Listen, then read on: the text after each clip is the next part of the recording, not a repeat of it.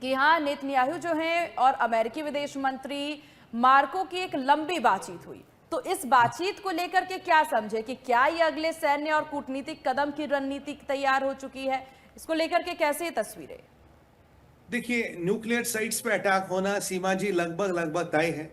Attack कल एक level क्या 5 लेवल ऊपर चला गया, जो मैंने अभी जिसमें हम बात कर रहे थे, हम समझाने का प्रयास कर रहे थे। हम्म। और अब इजराइल ने ये तो अमेरिका को बता दिया कि भाई इस साइट के नीचे सारा माल मसाला रखा है। अब अटैक करने का काम अमेरिका का है। ठीक है जी। लॉन्ग रेंज बॉम्बर जो होते हैं, जो हेवी बॉम्बर है, वो इजराइल के पास नहीं है। B2 की बात करें, लैंसर्स की बात करें, वो इजराइल के पास नहीं, वो अमेरिका के पास है। पहली बात। दूसरी बात, एक IRGC की धमकी भी आई है, अगर हमारे न्यूक्लियर साइट्स पे अटैक किया, हम इस पूरे क्षेत्र में आग लगा देंगे और हम हर एक अमेरिकन इंटरेस्ट को टारगेट करेंगे, दुनिया में कहीं पे भी हो। वो एक अलग मसला है। और इजराइल और अमेरिका और इजराइल और उनके लोग, उनके घर वालों को, जो कमांडर है, मान लीजिए कोई कर्नल है, कोई मेजर है, उसको तो टारगेट करेंगे करेंगे, जहां उसका घर है, उसकी फैमिली है, उसको भी करेंगे। वो एक अलग मसला है।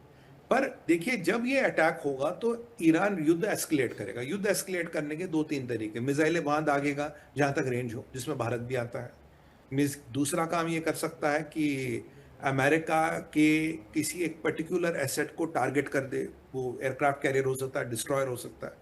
और तीसरा काम है कि अमेरिका की पर्टिकुलर एयरबेस पे सारी ताकत झोंक दे। मतलब 50, 100, 150 मिसाइलें की एयरबेस पे लगाएगी, कुछ वहां नुकसान हो। चौथा काम है, जो सबसे संभावित काम है, इजराइल पे अटैक करना। ये बिल्कुल आप मान के चलिए करेगा।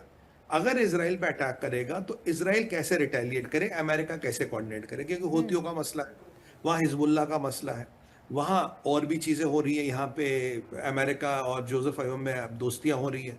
और जो अमेरिका, जोसेफ अयोम यानी कि लेबनान के प्रेसिडेंट और ट्रंप कह रहे थे कि अब इसराइल के बताए हुए मार्गदर्शन पे चल के, इसराइल के बताए हुए प्रोग्राम पे हम चल के हिजबुल्लाह को हम डिसबैंड कर रहे हैं, हिजबुल्लाह को हम डिसबैंड कर रहे हैं। यानी कि अब इसराइल की रणनीति, अमेरिका लेबनान और अमेरिका लेबनान और इसराइल फॉलो करेगा इस लेबनान की जमीन पे हिजबुल्लाह को डिसबैंड करने के लिए। किसी ने सोचा भी नहीं था, पर ये हो रहा है।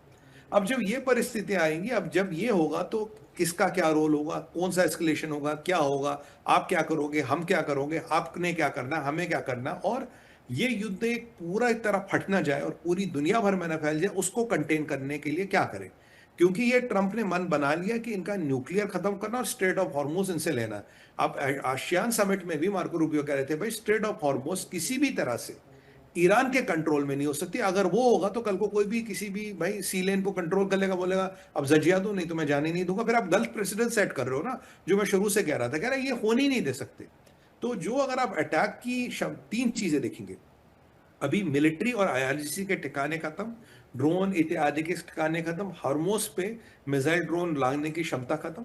इसके अलावा अब जो नया है वो है न्यूक्लियर वाला मसला। जहां जहां भी जितना भी है उसको अटैक करना, उसको खत्म करना। पर ये ईरान एस्केलेट जरूर करेगा। देखिए, मिसाइलें आपके पास है, आपको क्या करना, मिसाइल का बटन दबाना, फिर जहां जाए फिर तो अल्लाह मालिक है। मिसाइल का बटन दबाने में कोई टाइम नहीं लगता, आपने बटन दबा दिया, निकल गई मिसाइल। तो इसीलिए अब वो कैसे उसको मैनेज किया जाएगा, ये रूबियो और उसकी बात हुई है।